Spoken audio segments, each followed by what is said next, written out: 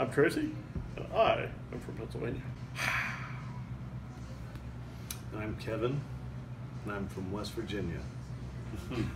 So BWOM started in 2004, and it was basically Billy and Tracy going around writing where they wanted to write and doing their thing and videotaping it and then editing it into a movie that other people would want to watch. And then Billy died, and Kevin joined Tracy on the BWOM rides. A lot of the same format, but you know, you got new personalities in there now. And now the latest one was a whole bunch of people that knew about BWOM, but it was a very diverse group of people, all traveling the same places, or at least some of the time, coming and going as they saw fit, but basically traveling under the BWOM name as a larger group that varied as it went. What do y'all, as the OG BWOMers, think of this evolution of what it actually is?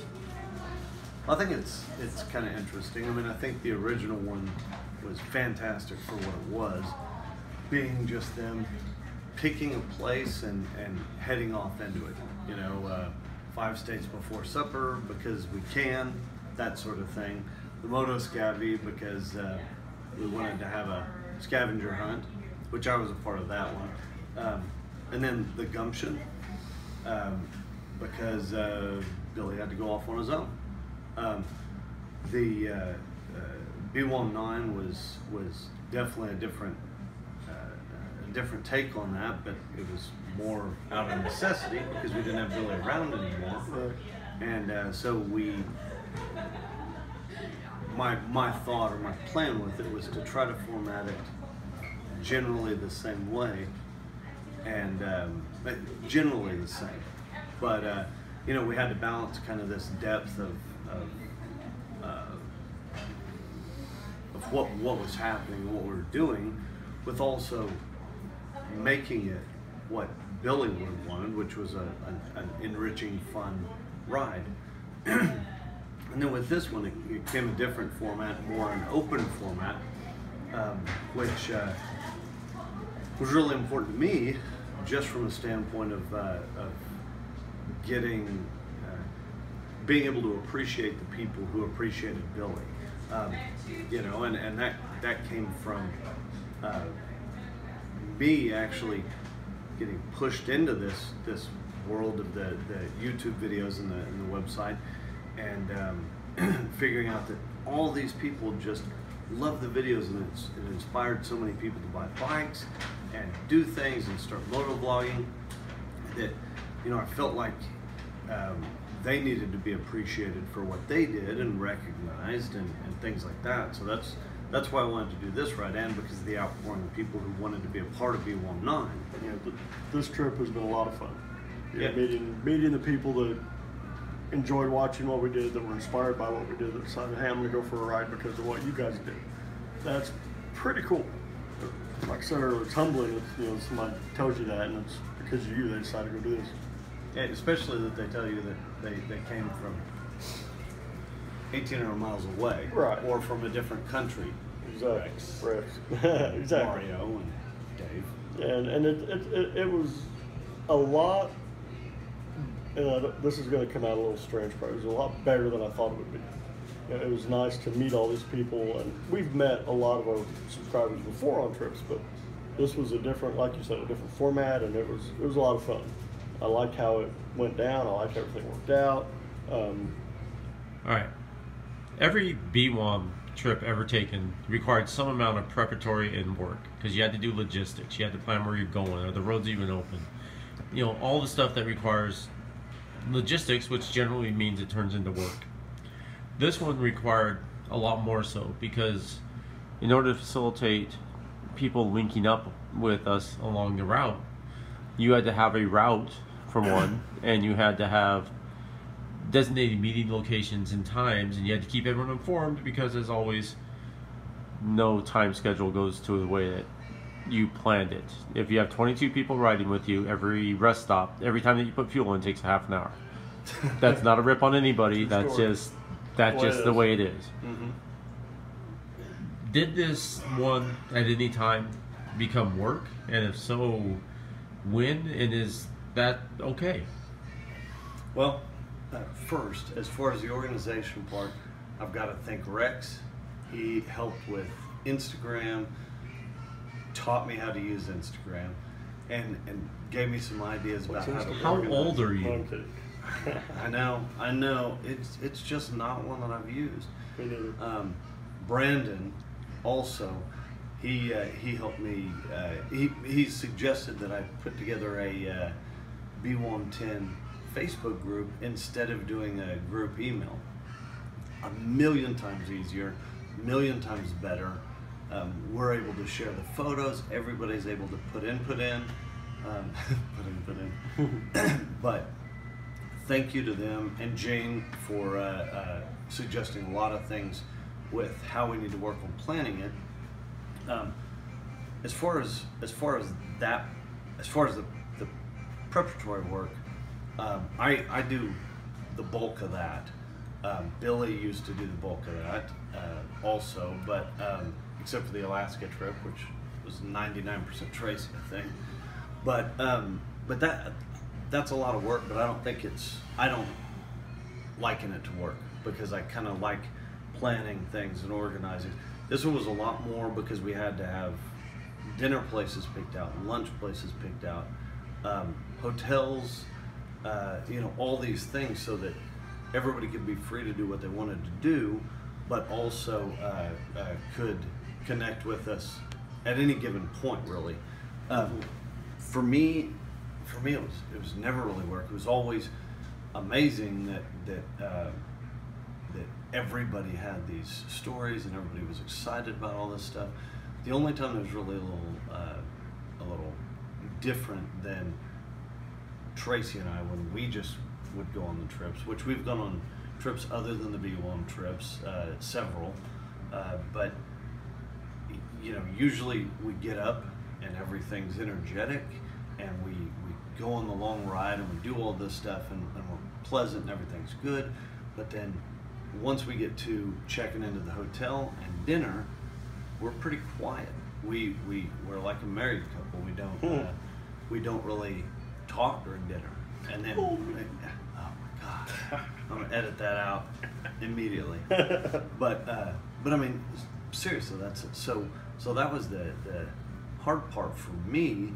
I'm really not a very social person. So it just in the evenings. It was still really fun, but that would be the hardest. Would have been the hardest part for me. When you're tired and you just want to lay down and zone out, and you go to dinner and do all that stuff. But even that, I mean, it was more fun than it was work. So I mean, it really there wasn't much of it that was work. What do you think? That's when the storytelling started to happen too. Right. So I mean, it ended up being the more enriching part from that standpoint because we're able to talk about one, what happened during the day, and then two, that's where all these like you said, other stories came through. Mm-hmm. Well, we discovered a great storyteller in Earl, who's only with us for a couple of days. Who's probably going to be the one to narrate this whole movie if we can get him hired. But yeah, Kenyatta's buddy Earl came in and just had a silky smooth radio voice and could tell stories like I don't know, C-3PO on Return of the Jedi. Right? Nice. Huh? Good Trace, what do you think? Excuse me. I think it never feels like work. There's things that are difficult. There's things that are hard. Riding through the rain. Planning is a piece of cake. That, excuse me, 500 miles a day. Get where you got to go. That's not work. That's just getting work done. Going where you got to go. And even the social part, I'm good with that. In the evenings, talking to everybody, spending time with them. Hearing their stories. It was a lot of fun for me to talk to those people. Yeah, after riding all day, you're tired, but that was the really fun, exciting part for me, was talking to people. And the only bad part was I couldn't tell them about my stories because they had already heard them on the videos, and so they're regurgitating my story back to me, and I'm like, no, well, okay. So you got to find new ones. Yeah, I got to tell them all the stuff that didn't make it into video, which is a lot, but Some of it shouldn't have made it. Some of it shouldn't have made it, admittedly, that's very true. But, there's a few good little tidbits I still have in, the memory banks to tell people. But it was fun just to be able to have a two-way discussion about, some of these things that we did, and people ask me for feedback on Alaska, or what do you think of this place or that place, or what do you recommend here or there. For me, that was just a lot of fun. I mean, to talk to everybody, that was the easy part of the whole thing for me personally, was doing that, and I really enjoyed that. That was perfect for me. If someone was going to grab a buddy and start doing a BWOM type adventure, you guys have been doing this for a while. A couple days. What are a few things that you would recommend to them? Lessons that you learned along the way? I think for me, just over the past couple, the first thing would be plan the trip. You can always adjust it, but if you have an idea of where you need, I'm a destination rider. I mean, I can ride 600 mile a day, but I need a place to go, so for me, it's easier to have a set hotel that I'm going to every night, things like that. Yep. And then you can make sure you get a hotel next to a restaurant and that type of stuff, so that you can walk, because you don't really feel like riding. But I think having that type of thing, even if you want to change, I mean, there were nights that we thought about that we canceled a hotel and got one in a different town because we either wanted to go further or didn't want to go that far. It just helps solidify the trip and gives you a framework to go by. And then the other thing would be to, before you go, do all the prep work. One, lay out all your stuff. Make sure you've got everything. Make sure you've got stuff in the right place. Your rain gear should go in a place that you can grab it in a minute, because it's going to be pouring on you. Make sure you change your oil. Make sure you check the chain. Do the basic maintenance. Do the 100-point check that you need to do, just because you're putting yourself out there. You're putting yourself out just in the middle of the highway. Sometimes you don't have cell service, a lot of times. So you can't do everything, but you can avoid a lot of the stuff by just preparation. I would say have a plan, but be flexible. You're going to see things you didn't expect. Things are going to happen you didn't expect. You're not going to, like Kev said, you're not going to make it to point B every single time that you plan point B. Not going to happen. You're going to have to be flexible. You're going to have to just be able to wing it sometimes, and that's okay. It's not the end of the world.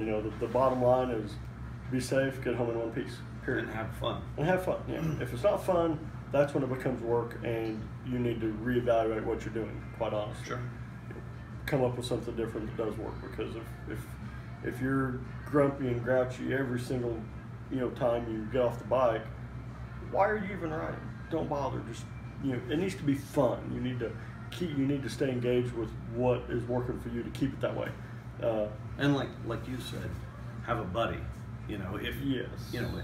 People can do rides by themselves. Tracy's done 100 rides by himself that he's enjoyed, but having a buddy, one, makes it more enjoyable in some places, but also it adds a lot to the safety factor. It does, and it's fun when you get done riding at the end of the day to talk to your buddy when you're having dinner and say, well, what do you think about this or We've that? had the same experience. Yeah. I mean, to talk about it and talk about how the day went.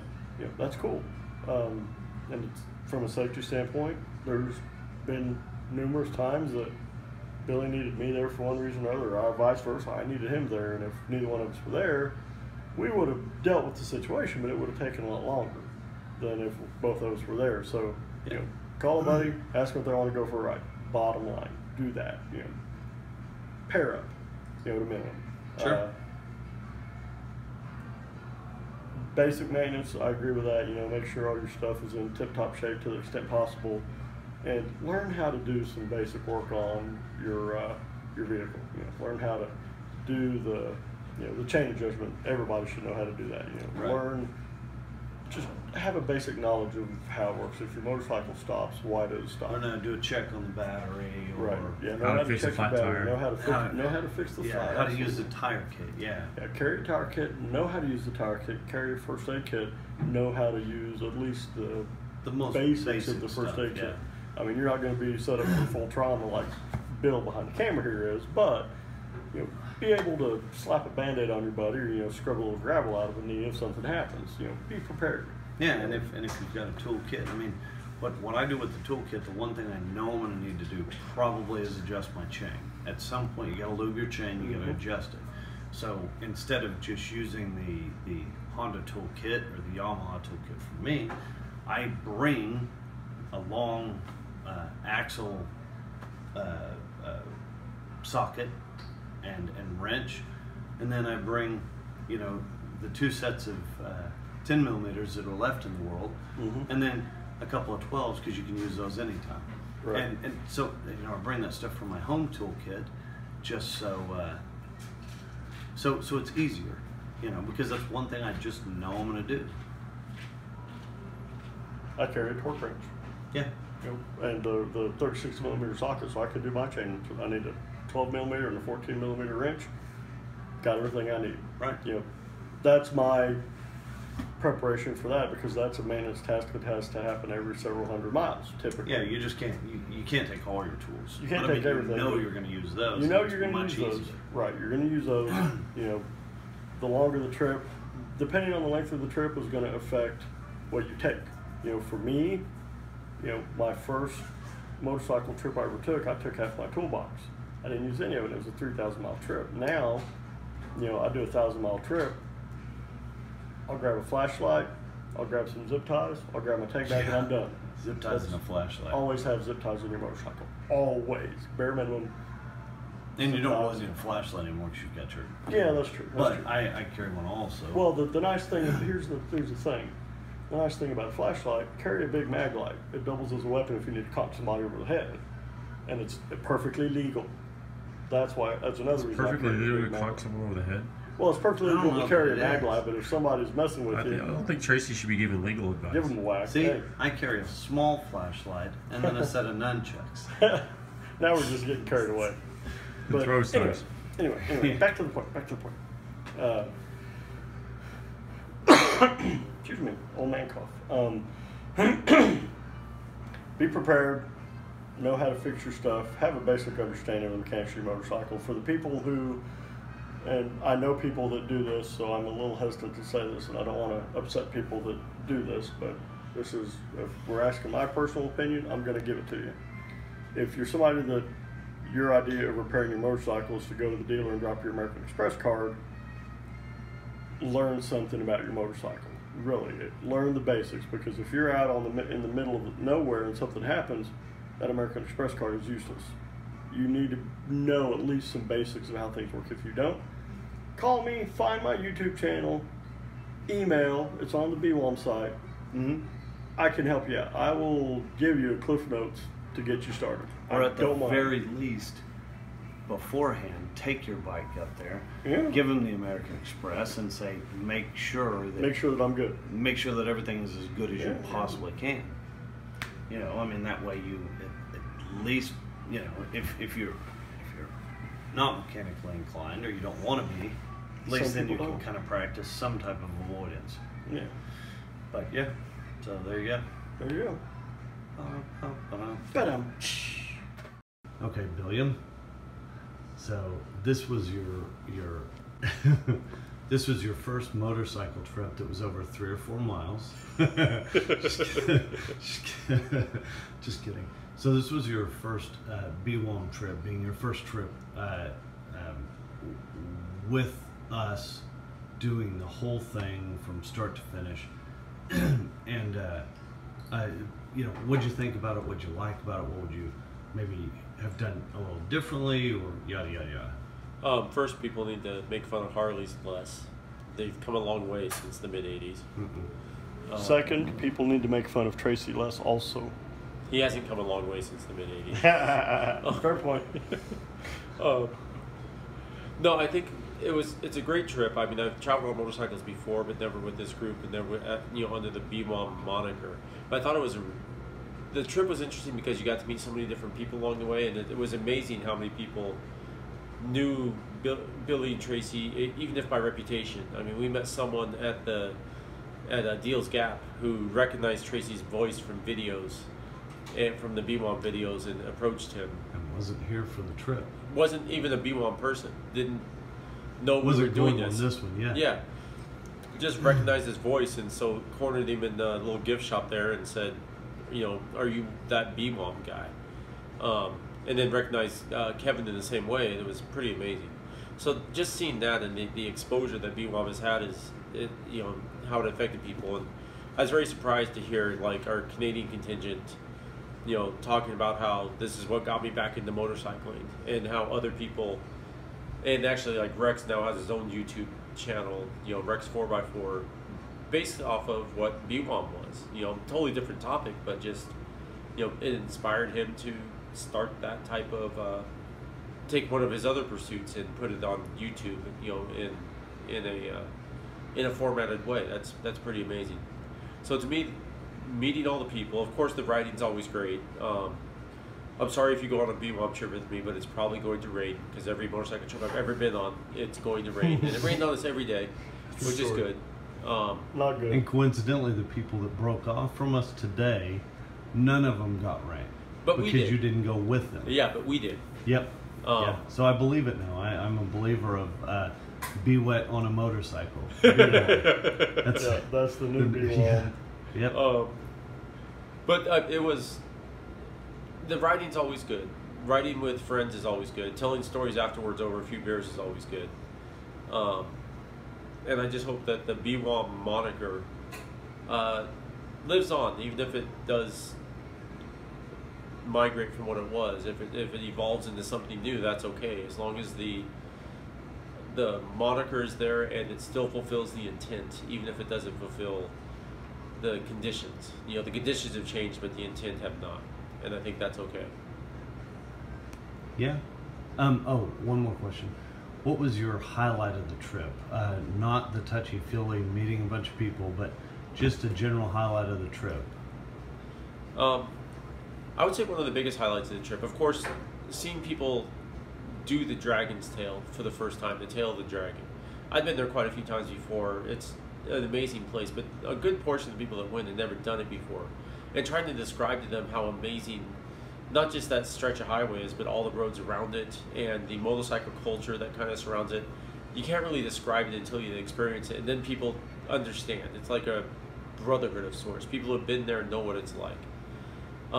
The other big highlight was when we were driving through Tennessee after that, and we came across a little strip mall that had one store that advertised drugs and guns for sale next door to a lingerie and adult toy store, which is basically an entire weekend in itself right there.